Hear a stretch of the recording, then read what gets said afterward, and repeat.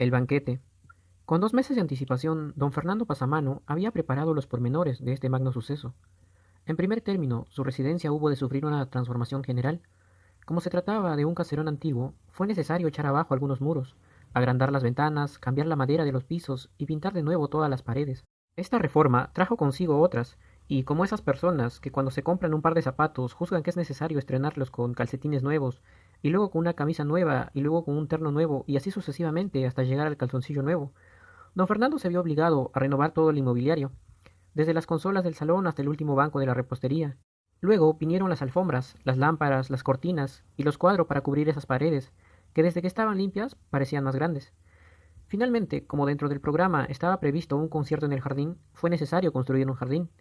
En 15 días, una cuadrilla de jardineros japoneses edificaron en lo que antes era una especie de huerta salvaje, un maravilloso jardín recoco, donde había cipreses tallados, caminitos sin salida, una laguna de peces rojos, una gruta para las divinidades y un puente rústico de madera que cruzaba sobre un torrente imaginario. Lo más grande, sin embargo, fue la confección del menú. Don Fernando y su mujer, como la mayoría de la gente proveniente del interior, solo habían asistido en su vida a comilonas provinciales, en las cuales se mezcla la chicha con el whisky, y se termina devorando los cuyes con la mano. Por esta razón, sus ideas acerca de lo que debía servirse en un banquete al presidente eran confusas. La parentela, convocada a un consejo especial, no hizo sino aumentar el desconcierto. Al fin, don Fernando decidió hacer una encuesta en los principales hoteles y restaurantes de la ciudad, y así pudo enterarse de que existían manjares presidenciales y vinos preciosos que fue necesario encargar por avión a las viñas del mediodía. Cuando todos estos detalles quedaron ultimados, don Fernando constató con cierta angustia que en ese banquete, al cual asistirían 150 personas, 40 mozos de servicio, 2 orquestas, un cuerpo de ballet y un operador de cine, había invertido toda su fortuna. Pero, al final de cuentas, todo dispendio le parecía pequeño para los enormes beneficios que obtendría con esta recepción. Con una embajada en Europa y un ferrocarril a mis tierras de la montaña, rehacemos nuestra fortuna en menos de lo que canta un gallo, decía su mujer. Yo no pido más, soy un hombre modesto. Falta saber si el presidente vendrá, replicaba la mujer. En efecto, había omitido hasta el momento hacer efectiva su invitación. Le bastaba saber que era pariente del presidente, con uno de esos parentescos serranos tan vagos como indemostrables y que por lo general nunca se esclarecen por el temor de encontrar adulterio. Sin embargo, para mayor seguridad, aprovechó su primera visita a Palacio para conducir al presidente a un rincón y comunicarle humildemente su proyecto. Encantado, le contestó el presidente. Me parece una magnífica idea, pero por el momento me encuentro muy ocupado. Le confirmaré por escrito mi aceptación. Don Fernando se puso a esperar la confirmación. Para combatir su impaciencia, ordenó algunas reformas complementarias que le dieron a su mansión un aspecto de un palacio afectado por alguna solemne mascarada.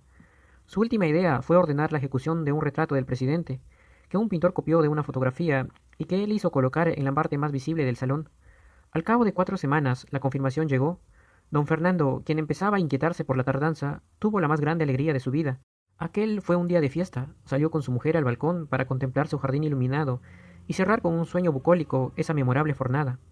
El paisaje, sin embargo, parecía haber perdido sus propiedades sensibles, pues dondequiera que pusiera los ojos, don Fernando se veía a sí mismo. Se veía en chaqué, en tarro, fumando puros, con una decoración de fondo donde, como en ciertos afiches turísticos, se confundían los monumentos de las 4 ciudades más importantes de Europa.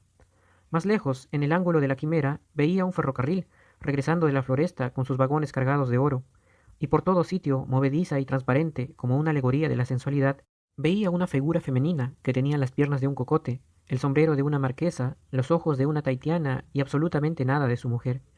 El día del banquete, los primeros en llegar fueron los soplones. Desde las 5 de la tarde estaban apostados en la esquina, esforzándose por guardar un incógnito que traicionaban sus sombreros, sus modales exageradamente distraídos y sobre todo ese terrible aire de delincuencia que adquieren a menudo los investigadores, los agentes secretos y en general todos los que desempeñan oficios clandestinos. Luego fueron llegando los automóviles, de su interior descendían ministros, parlamentarios, diplomáticos, hombres de negocio, hombres inteligentes. Un portero les abría la verja, un ujier los anunciaba, un valet recibía sus prendas, y don Fernando, en medio del vestíbulo, les estrechaba la mano, murmurando frases corteses y conmovidas.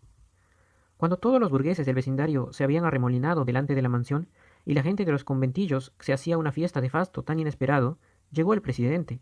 Escoltado por sus edecanes, penetró en la casa, y don Fernando, olvidándose de las reglas de la etiqueta, movido por un impulso de compadre, se le echó en los brazos con tanta simpatía que le dañó una de sus charreteras.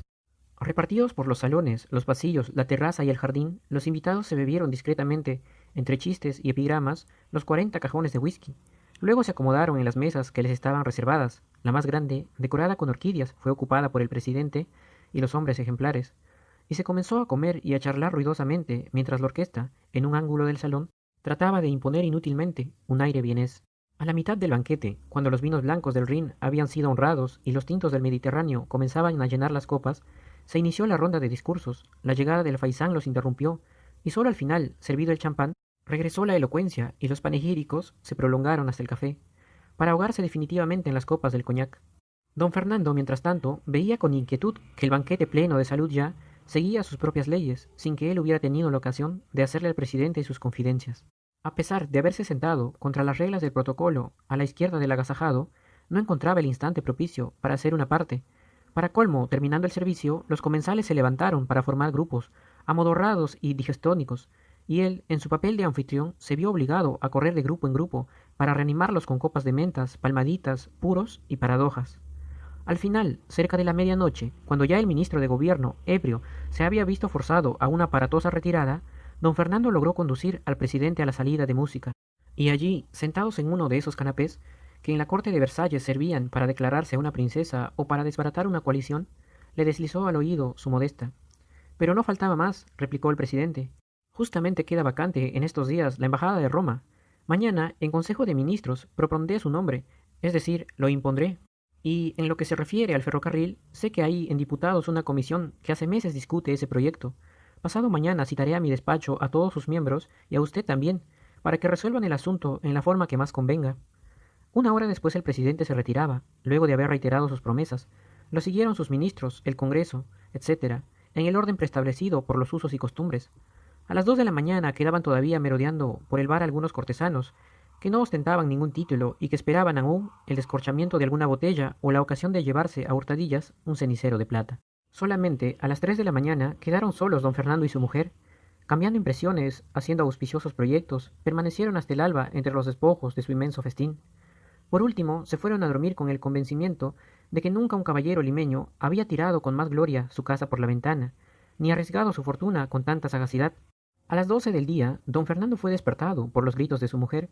Al abrir los ojos, le vio penetrar en el dormitorio, con un periódico abierto entre las manos. Arrebatándoselo, leyó los titulares y sin proferir una exclamación, se desvaneció sobre la cama. En la madrugada, aprovechándose de la recepción, un ministro había dado un golpe de estado y el presidente había sido obligado a dimitir.